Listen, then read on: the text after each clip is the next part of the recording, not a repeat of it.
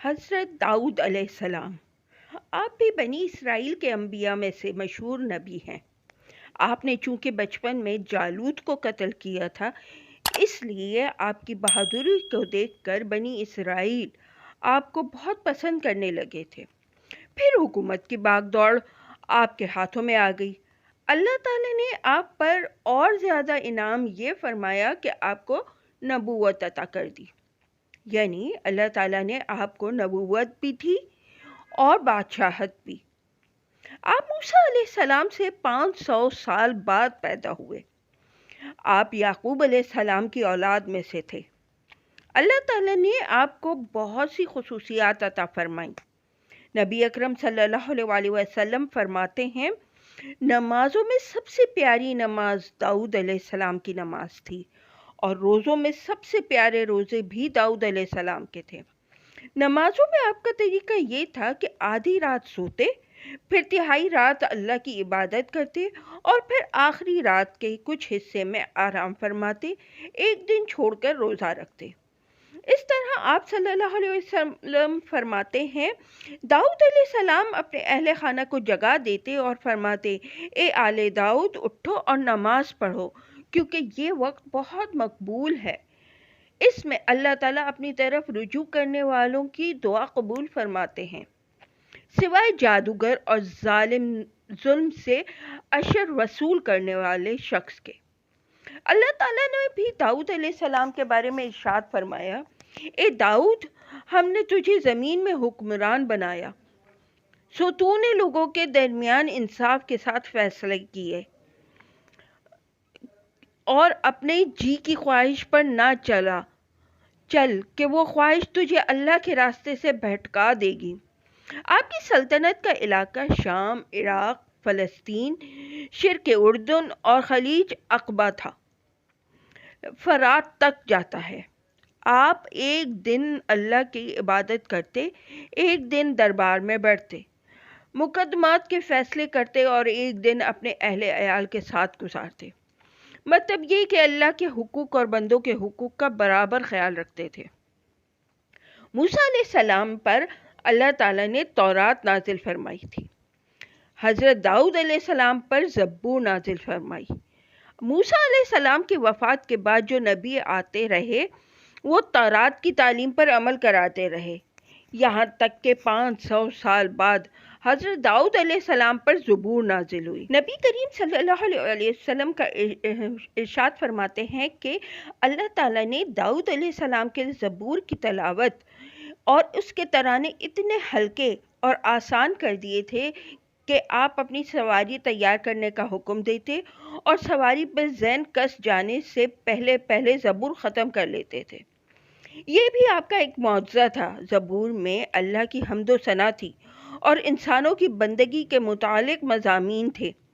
اللہ تعالیٰ نے زبور میں یہ بھی لکھا تھا، اور بے شک ہم نے زبور میں نصیحت کے بعد یہ لکھ دیا تھا کہ زمین کے وارث میرے بندے ہوں گے۔ اس آیت میں دراصل مسلمانوں کے عروج کی بشارت دی گئی ہے۔ خلفائے راشدین کے دور میں یہ بشارت پوری ہوئی۔ آج کے مسلمان بھی اگر خلفائے راشدین کی طرح اللہ کی کتاب اور رسول کریم صلی اللہ علیہ وسلم کی سنت کو اپنا لیں تو اپنا کھویا ہوا مقام پھر حاصل کر سکتے ہیں۔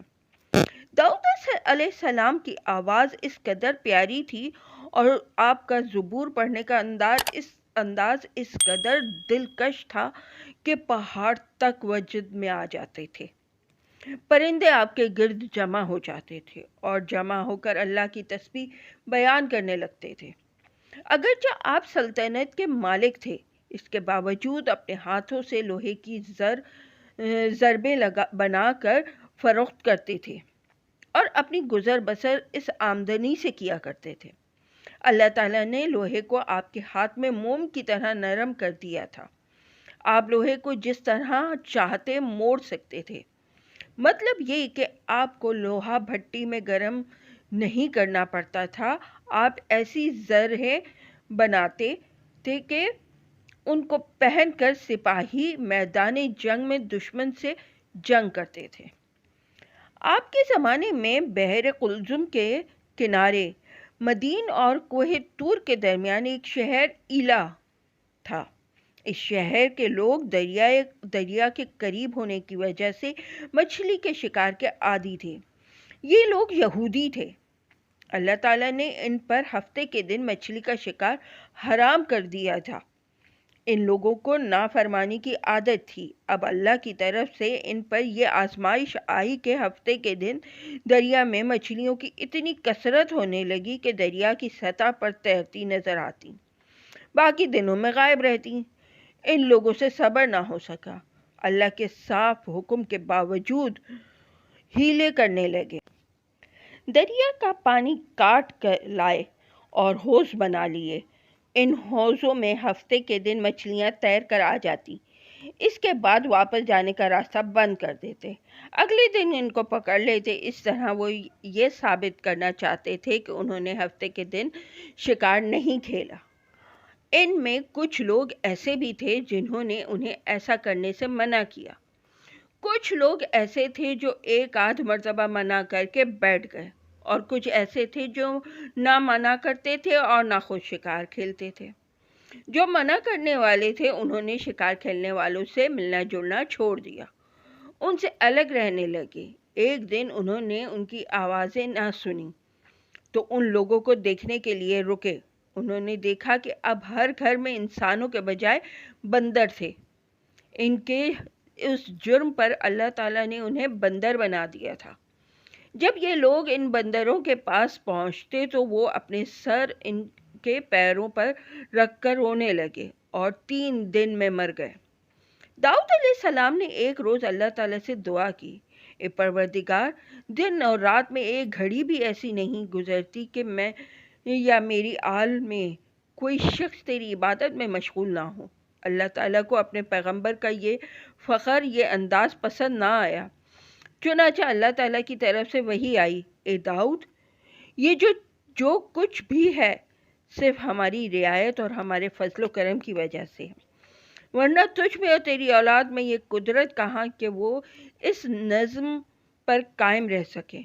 اور اب جب کہ تم نے یہ دعویٰ کیا ہے کہ میں تمہیں آزمائش میں ڈالوں گا۔ حضرت داؤد علیہ السلام نے یہ سن کر عرض کیا، اے پروردگار، جب ایسا ہو تو مجھے پہلے سے اطلاع دے دی جائے۔ آزمائش کے اس معاملے میں داؤد علیہ السلام کی یہ دعا قبول نہیں کی گئی۔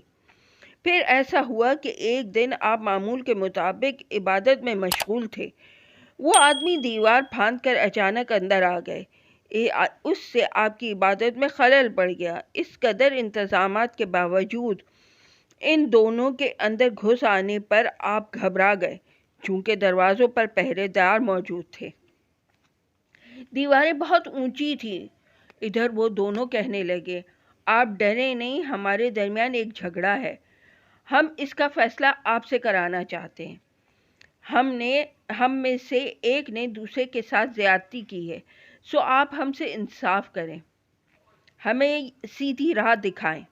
یہ شخص میرا بھائی، اس کے پاس 99 دمبیاں ہیں اور میرے پاس صرف ایک دمبی ہے، سو یہ کہتا ہے کہ میں اپنی ایک دمبی بھی اسے دے دوں تاکہ اس کی 100 پوری ہو جائیں۔ یہ طاقت میں بھی مجھ سے زیادہ ہے، بات کرنے میں بھی مجھ سے تیز ہے، اور لوگ بھی اس کی ہاں میں ہاں ملاتے ہیں۔ غرض میرا حق چھیننے کے لیے زبردستی کی باتیں کرتا ہے۔ چونکہ آپ نبی ہیں اس لیے آپ کو فوراً اپنی غلطی کا احساس ہو گیا۔ آپ سمجھ گئے کہ اللہ تعالیٰ نے انہیں آزمایا ہے، سو وہ یہ سمجھتے ہی اپنے رب سے معافی طلب کرنے لگے اور سجدے میں گر پڑے۔ اللہ تعالیٰ نے آپ کو معاف کر دیا۔ یعنی اس واقعے میں آپ کو یہ احساس ہوا تھا کہ ان 2 آدمیوں کا دیوار پھاند کر اندر آنا، میری تنہائی کی عبادت میں خلل ڈالنا، یہ قدرت کی طرف سے امتحان تھا۔ آپ نے تقریباً 35 سال تک حکومت کی۔ آپ سے پہلے کبھی کسی نے ایسی حکومت نہیں کی۔ آپ نے 100 سال کے قریب عمر پائی۔ آپ کی وفات کا وقت قریب آیا تو آپ اس وقت بھی اللہ تعالیٰ کی عبادت کر رہے تھے۔ پرندے آپ کے گرد جمع تھے۔ اچانک موت کا وقت آ پہنچا۔ آپ کو بیت المقدس میں دفن کیا گیا۔ جزاک اللہ خیر۔